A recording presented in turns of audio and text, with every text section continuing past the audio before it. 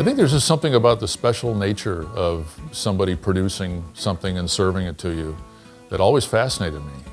My interest in restaurants goes back to my father. My father loved restaurants, and we traveled a bit, and he always wanted to go to a special restaurant. There was one in Portland, Oregon called John's Meat Market that I was fascinated by. I was probably 10, 11 years old, but they had steaks, prime rib. They did a steak soup with little tiny hamburgers in it.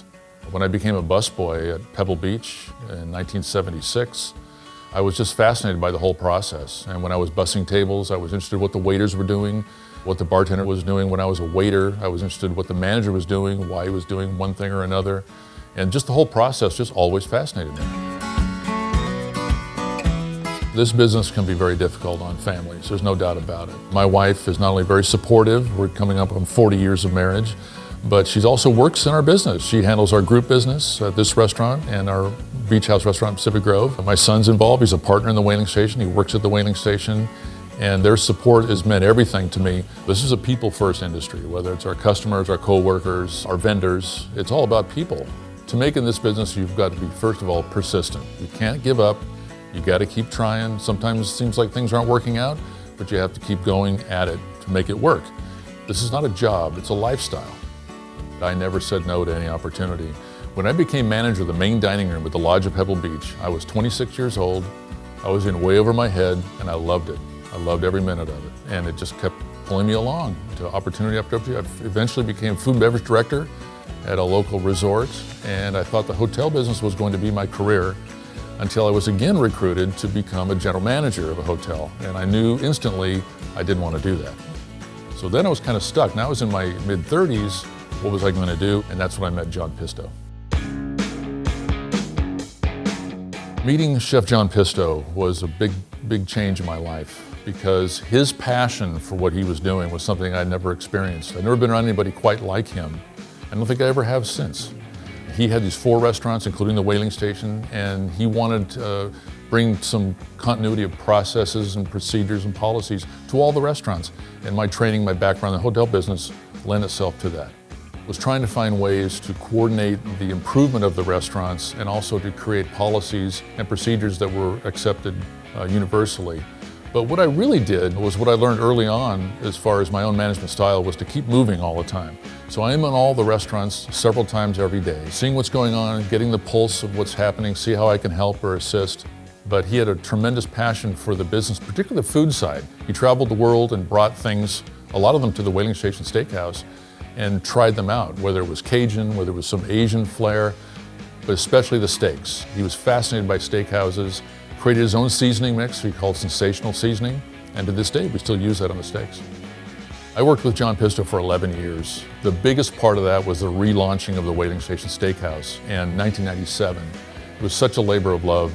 What he put into it and how we did that project together led to a number of years of seeing it just become more and more successful and really embraced as the steakhouse in the Monterey Peninsula. He said, "How are the restaurants going?" I said, "They're going very well." He said, "Are you ready for one more?" And that was the moment he told me he wanted to sell the Whaling Station Steakhouse. Now there were other buyers, he wanted me to be involved in the new ownership.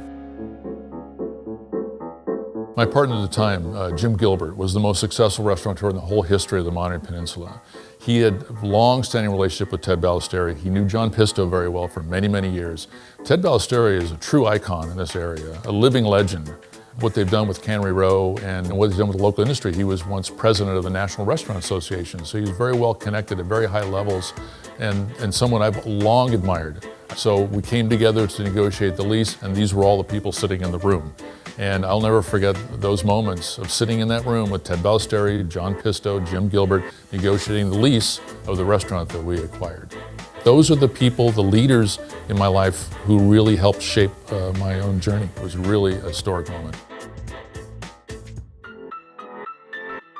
Well, Cannery Row is a very special district and historic because it started with the sardines, went through many different changes. The big change was the aquarium opening. The Monterey Bay Aquarium opened in 1984 and transformed Cannery Row. All the new businesses came. But what's interesting about the Whaling Station Steakhouse in its relation to Cannery Row, we're a block from Cannery Row. We might as well be a mile from Cannery Row. The foot traffic on Cannery Row does not affect the Whaling Station. The Whaling Station is a true destination restaurant. Well, the restaurant of this size, of about 140 seats, If we do 250 really, really well, that's a good number for us. We don't chase big numbers for covers. We're trying to chase quality.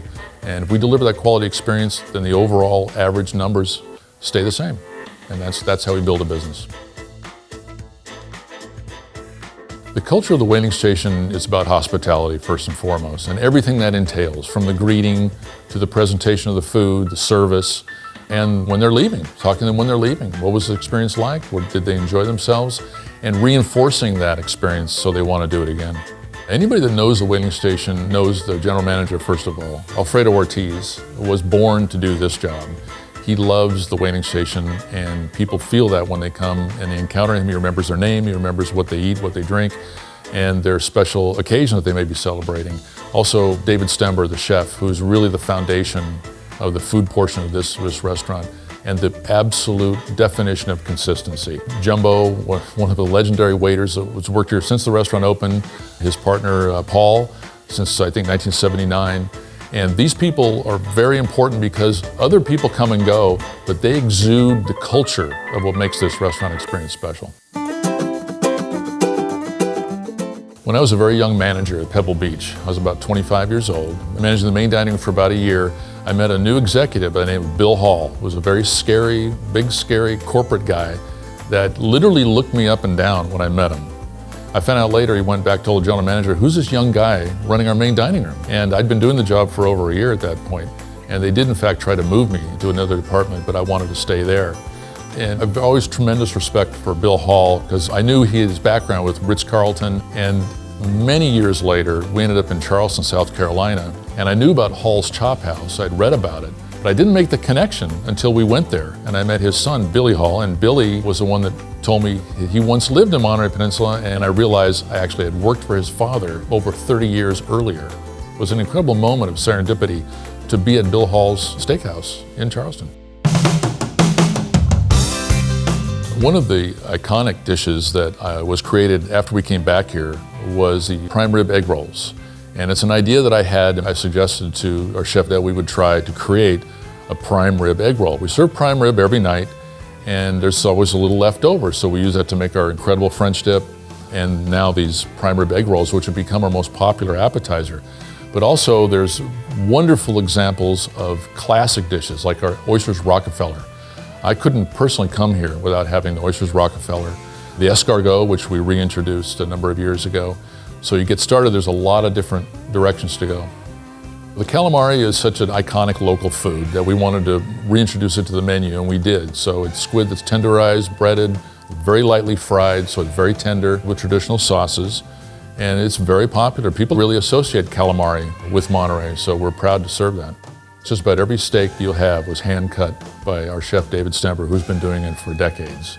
We also use a special seasoning on every steak, so it gets a good coating of that, then it goes onto a flat top grill, which builds that beautiful crust, and that's a key. You gotta have that beautiful crust, because the texture is like the avenue of flavor. Once you get the crust built up, it goes into the broiler and cooked to temperature. And sometimes these guys have 40, 50, 60 steaks that they're rotating. It's an amazing thing to see. But it has to be plated up just right at the right temperature as you ordered it.